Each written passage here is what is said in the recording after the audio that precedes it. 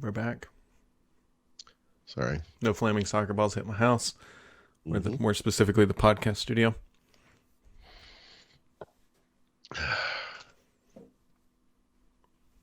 Right. Mm-hmm. Bunch of things. Some website related. Some other people's websites related. Some whatever.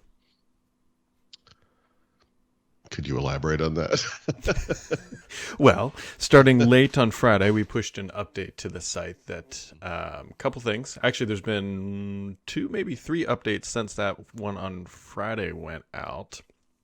So we pushed a big update that is going to dramatically improve the performance of the site. If you've been on the site and you've ever been waiting for the comments to load, that is completely gone. We effectively removed the old comment system, put it with a brand new shiny one in that is built for the modern web. Jeez. Yikes. It's also built for the modern... Oh, God, I'm sorry. And Nick pushed another update last night that brought back the heart functionality that I know Paul was so desperately saddened to not have for 18 hours or whatever it was. You can also now edit comments, so it's pretty close to being back to right where we were. But it's faster. It's a little better. Actually, it's a lot better. It's a lot better. Yeah. I mean, like threading works. But really, the performance of the site, I know Paul probably recognizes it. I absolutely recognize just how much faster the pages load now. And this is... I mean, so you'll sort of appreciate this because you weren't around at the time, but when I met Tim, who was the original web guy here, when I first was coming to the company, so this would have been like late 2014, early 2015. I told him, I said, by the time we're done, you're not going to like me very much. And he's like, what are you talking about? And I said, well, I have a history with the people that work on the back end of the sites that I write for, because you only hear from me when things are wrong. I'm just going to complain. And I don't mean I'm just going to complain to complain. I mean, I'm never going to be like, hey, great job today, the site's working. Like it's just human nature. I mean, and fortunately that never happened. I mean, Tim was great and, whatever. But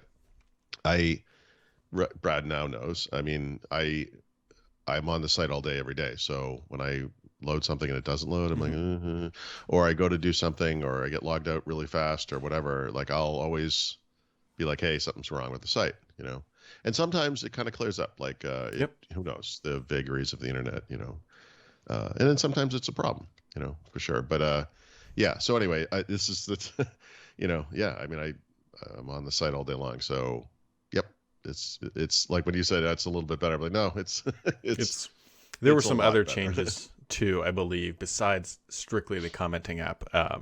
But there's a lot more work that's coming, and so I don't want people to think that this is the end. But it's we needed to get this moving pretty quick. It's a milestone for sure. Yeah, we had it kind of in the queue because of some changes Google was doing on the back end. Right. I think they've since delayed that, but we were like, we're so far along on this, we need to, we still want to get this done, and so there's gonna be little problems. Yeah, but the thing is it's we're moving faster now than we have been before, mostly. I mean, I don't know if people know, we have a new full-time developer. He started last year, second half of last year, Nick, and he's just like any onboarding experience. He had to go through everything that we had, and now he's really, really into it and making some good progress on a lot of different things. I'll just say, for that matter, across the company, and this was one of his more public-facing things, and so. Here we are. Faster, better.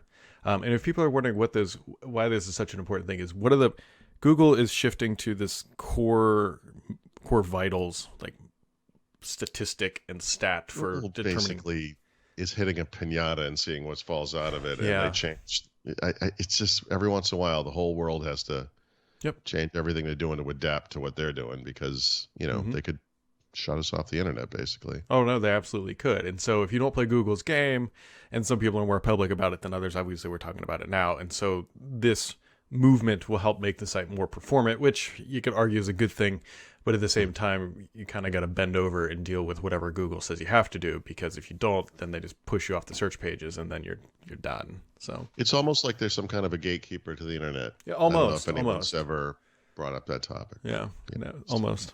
And I believe, Paul, it was like, I can't remember when this transaction occurred. It was several years ago.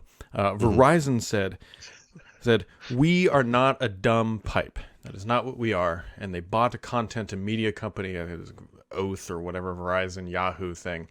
They renamed it Oath.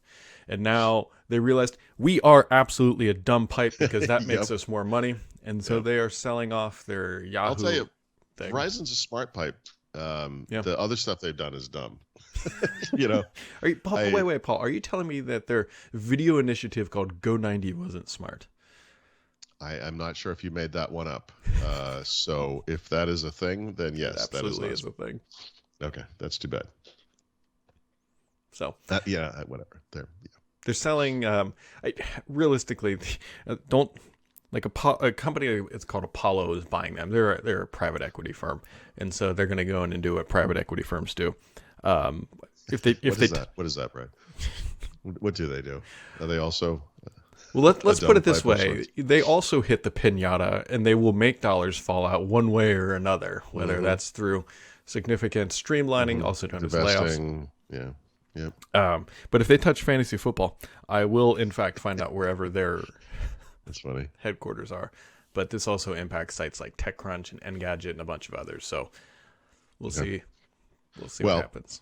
The big news here to me is AOL is basically disappearing here, right? This new company is, I suppose, like AOL.com as a destination will still exist. I mean, there's people still paying for DialUp, whoever. The 3 or 4 of them, I guess. I don't know. No, it's big. The more. Like, it's a substantial amount of revenue for them. Who these people are. That makes me sad. Well, it's probably because they just don't even realize it, would be my guess. Oh God, that's even sadder. I guess this business collectively was called like Verizon Media, which is kind of an oxymoron. But so the new company's going to be called Yahoo. So I guess Yahoo is the best brand of the bunch. This little grab bag of the candy that nobody wants to eat at the end of Halloween or something. I don't know what the hell it is, but I don't know where these are coming from. Anyway, the point is, I think AOL's basically gone. I mean, with the understanding that AOL is a cockroach of sorts, so it will probably still exist somehow. But I don't know. Maybe in the future they'll spin it off again. So, according to a quick Google, because once again we're all beholden to them, it claims that there are still 2 million people signed up for AOL's dial-up internet. 2 million. I wonder what AOL dial-up costs these days. What if I just Google buy AOL? I know, it's just like, how do you? All right, I want to buy this service. How do I get online? AOL.com. Yes, the original. It's still why AOL dialer. What? Wow, here's a blast from the past.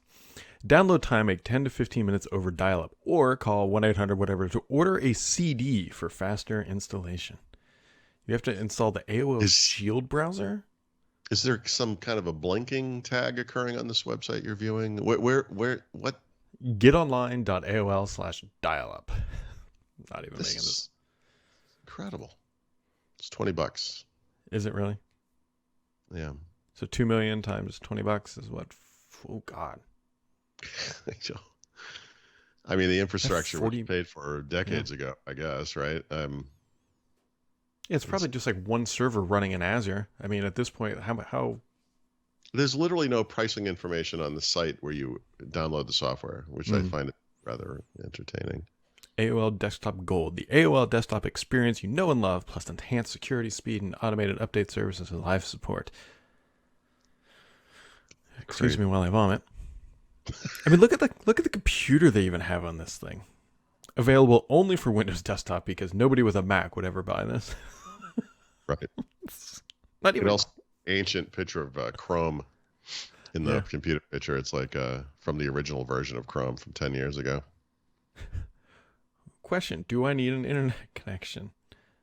Answer: AOL Desktop Cold, AOL Shield, and AOL Shield Pro requires users to have an existing internet connection. Who would have thought you would have it? Cost. How much does it cost? These are not the dial-up plans though. Desktop Gold is $4.99 a month. I don't think that includes internet access though, right? Yeah, I don't think so. This is. Do I need an internet connection? Question is, do I need it to use this product? And the answer is yes. Anyway, so AOL's products, which AOL Dialer, and then something called AOL Shield browser. The computers don't even come with modems anymore. I know. Wow. So that's great. Earthlink is still a thing too. Net Zero. Wow. Isn't that the one that started out initially? You could get free internet as long as you had that ad bar along the bottom. I remember that. Well, mostly because I remember trying to figure out how to turn that thing off and use Net Zero without the ad bar. If you're listening, Net Zero, that was more than 7 years ago. So can't legally hold me. I don't know. I don't know if that's a legal argument or not. Anyways, we're just gonna move on. You were probably. Oh, right. I know I would have been an adult, but I guess you were. No, I don't know. I think I was still in high school. Back when I was using Net Zero. But Paul, I was an adult when I was using this thing. Saying. Yeah, look at that. Look at that. So this is sort of, you put your phone in the middle. Only iPhone for right now, though. Because it's like a bit. Clips in over here. That's the little lightning thing. Goes like that. It's really good for xCloud or cloud gaming, whatever Microsoft's calling it. Can never remember. So I'll have a review on this thing. So one of the things they did is they actually built like this whole app with it. I say whole app. I mean, a whole app ecosystem. So like it has built-in recording functionality. Like when I got this thing, I was like, okay, this is another little like plastic thing that just clips it. But like they actually put some real effort into this thing. It has a whole online community. It ties in like friends listing, and you can shoot invites to other people playing iOS games, and it's pretty well done for $100. I think it's better than the Razer iteration by a pretty substantial margin. So if you're looking, looks good. I need one of those for an iPad. Would have to have some. If you pull hard enough, I don't know how you would do that exactly, but it'd be kind of nice. I guess with an iPad you can just lean it up. It doesn't matter. Yeah. No Bluetooth though, which is actually probably the benefit. The biggest downside of this thing is you have to take your phone out of the case to be able to use it.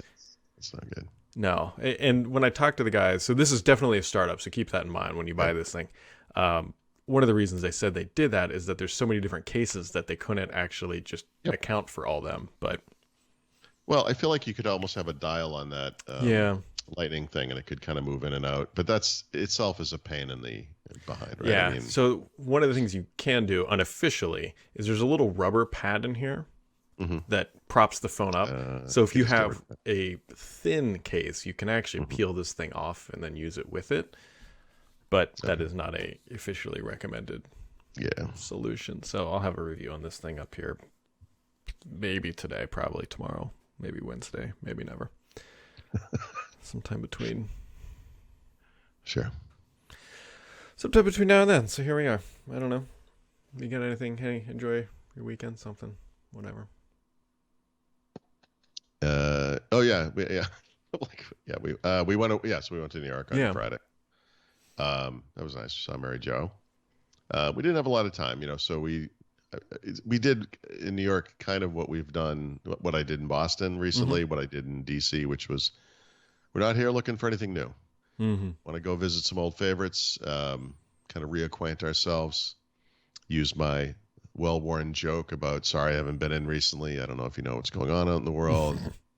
Please follow the news, but there's been a pandemic. And anyway, the good news, the better news, though. Well, no, that's good news. I mean, that was great. And then we had an appointment for global entry on Saturday at the Newark Liberty Airport.